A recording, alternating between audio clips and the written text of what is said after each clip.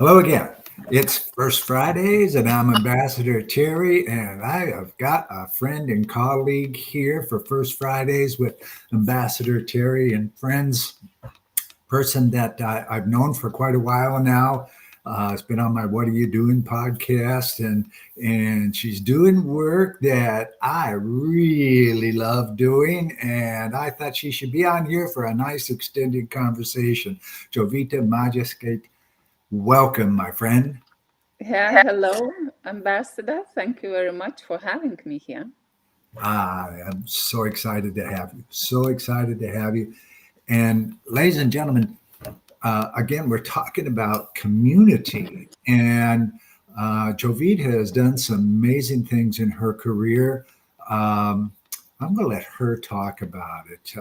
Her work with UNICEF and the huge success that she had there is we've talked about before, but I want to bring it to the fore today because it's kind of a setup for the work she now does, working to help communities be built. Jovita, tell us a little bit about you.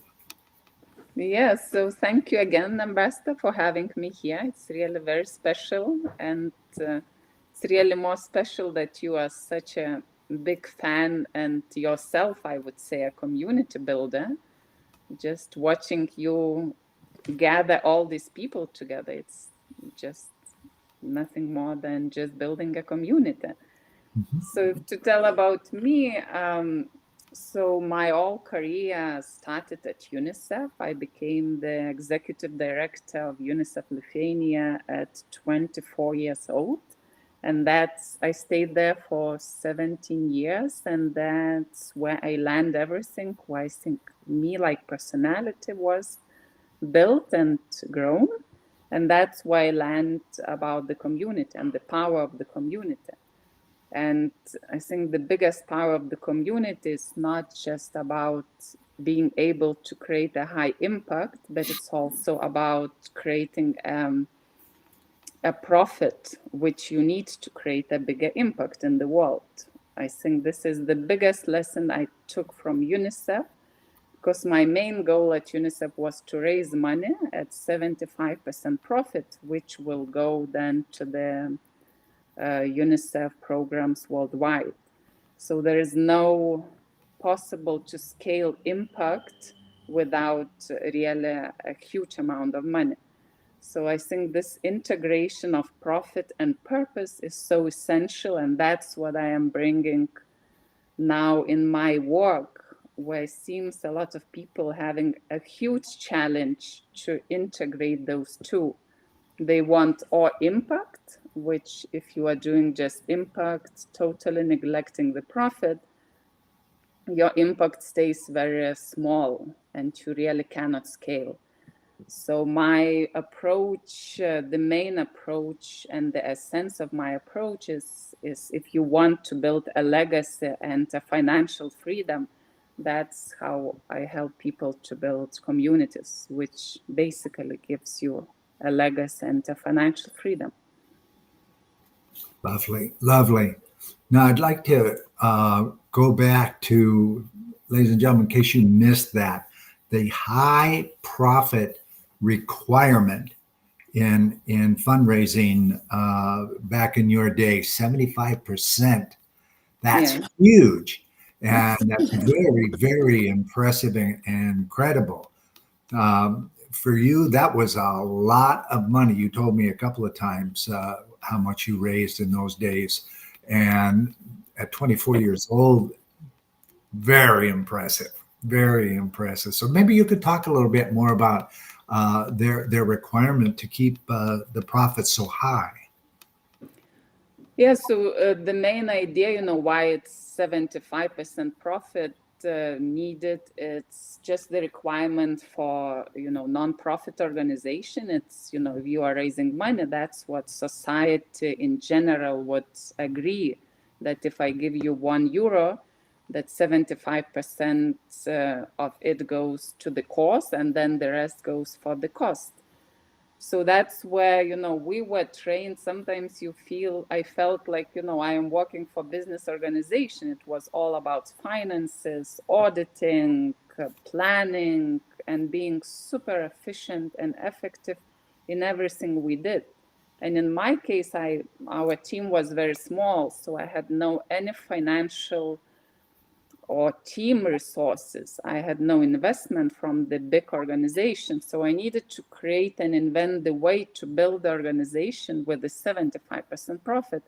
So that's when I started to study and go to the community of UNICEF in the world and study every business plan of the UNICEF office in the world.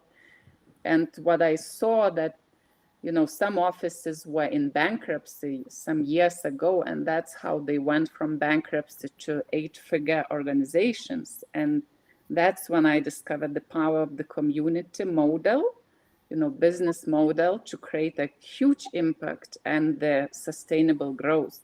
And then it was like an eye opener. Oh my God, that's what is possible. So it's not just one-off. You raise million and then the next day there is zero, but that's the sustainable growth and huge growth. So so we were, I don't know, it was my mantra, 75%. And I remember Japanese colleagues, they were advocating for 95%, which was insane, because we know that to grow organization, you also need to reinvest money in the growth. So it was, but yeah. And the Japanese, by the way, colleagues, they were managing to do 95% profit. So yeah, we were very, that's why, when sometimes people, when I am having discovery calls and they try to challenge me that I am too much maybe profit or result oriented, I know what I know with my essence what it means. When you go to some, poor African country, you cannot do anything without money. You can leave them buy food, but when you leave the country, they will die if there is no system, if there is no, an impact, a sustainable way to create impact. And for this, you really need money. So for me, these both go together. If you really want to build a legacy with all your work and service to the world, you really need to be very, how to say, wise and strategic and very efficient the way you are building your business. And like, for example, the great case for me always an inspiration is Patagonia, huge business. And when you read the owner, how he's building the business, he's super efficient, but all his profit goes to the earth. So that's this kind of, work, I think, which is meaningful when you really don't use excuses for being, how to say, purpose driven. But for me, sometimes feel that you are just trying, how to say, to mask you not being able to do business efficient or to build business in a sustainable, results-driven way. And then you say, I'm just driven by purpose, but your purpose or impact is very minimal if you are not doing this both together. Absolutely. And what a great example is Patagonia. And Yes. what a delight human being that guy is. And his whole organization is built around him and his philosophy. And the people not only believe in him, they believe in what they do. And they're, and when you really believe what you do and how you do it, turnover is almost non-existent. And, a lot of business related expense like health insurance and those kinds of things are much lower because there's relatively low safety issues and that kind of stuff, because happy people pay attention to what they're doing. They come to work on time, they live healthier. And that creates one big happy family there. And that was a great example of that. In my life, I spent a number of years in the higher areas of the International Association Alliance, and it's all volunteer except for their required staff here and there, and the great work they do is as well. And the American Red Cross, I was on a few different boards of the American Red Cross, and it was I look forward to go to a board meeting because everybody there was just like me. They wanted to make a difference in their community, and they were doing so. And in doing so, they were making a difference for their employees. Their companies were far more ethical and respected in the community.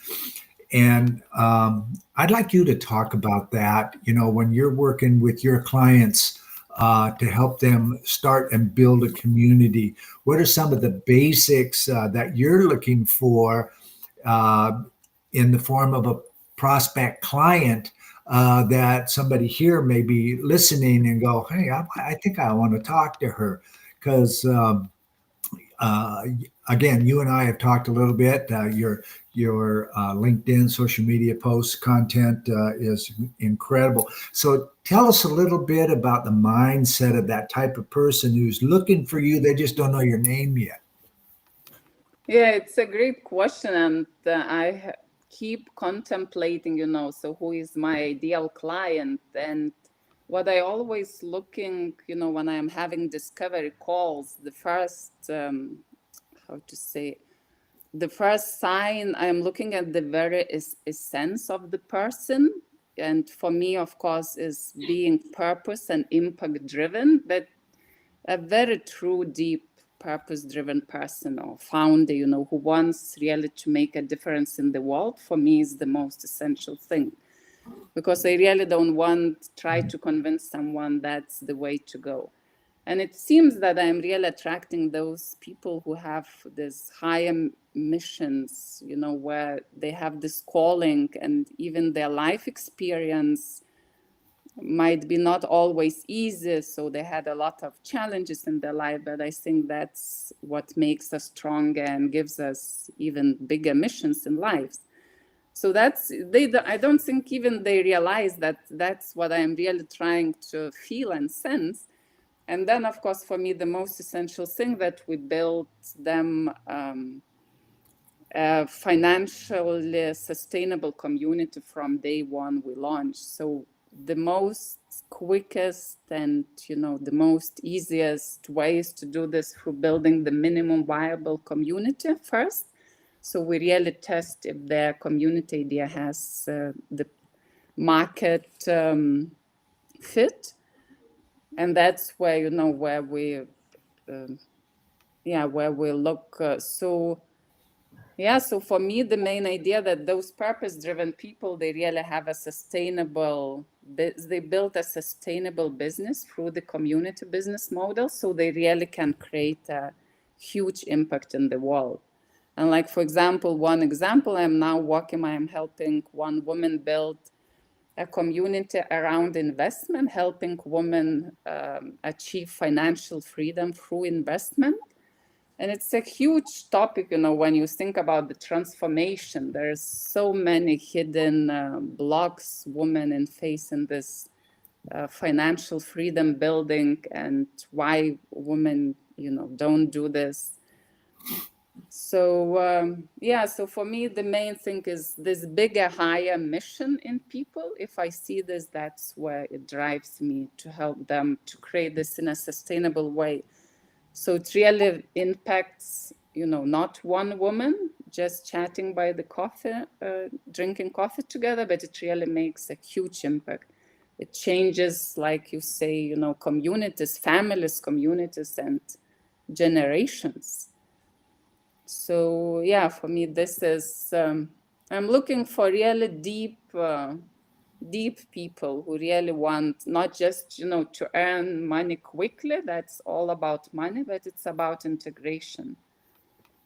Yeah, and of course, like I told, those people, I really attract those purpose-driven people. There was none of them which were not driven by purpose. But then there is this extreme when you are too purpose-driven, and then you are don't care, about the finance. You keep telling that it's not important. But for how long you will sustain this community? It's just there is, I mean, no, it's, then I will always ask, are you building a charity? But from my UNICEF experience, we were driven, and where our main goal was 75% profit. So I know that for a successful humanitarian or charity organization, they need to be successful financially. Otherwise, it's very challenging. So yeah, for me, the main criteria is purpose driven, and really these good people on a soul level. Like I said, like I envision that communities I help people build will be creating the impact like Patagonia. Maybe we will not create the Patagonia kind of big business, but what one person can create, it's really a huge, you can really create a wonderful community, very successful, to 6-7 figures quite easily if you do it in the right way, and have a huge impact just by one person, being one person. And what I share in my LinkedIn posts, usually the examples I use of the communities like Tech Ladies or Upside, they are all built by one person, one woman who just had a vision, bigger vision than herself. And the way they were building it was in a clever, wise, results-driven way.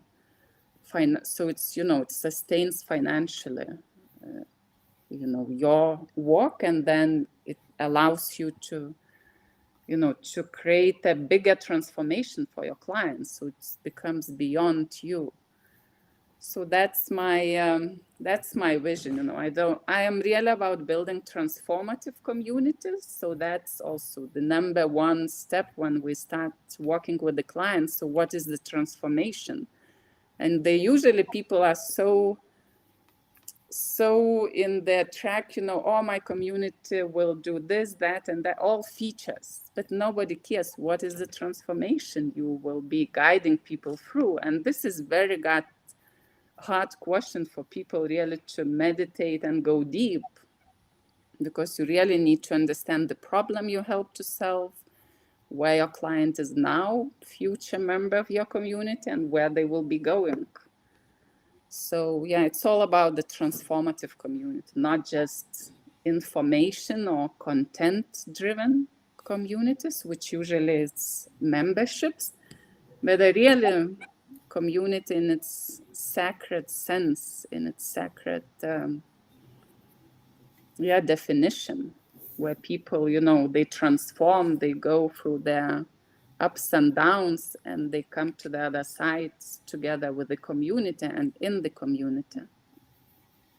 Absolutely. So I think it's also requires, the ones who are building the community be willing to learn and grow as a founder, as a host of the community, so you can really guide people through the transformation. Yeah. For those of you who are thinking about this very topic, and you're still an employee, it's not a problem. You can be a part-time founder before stepping out and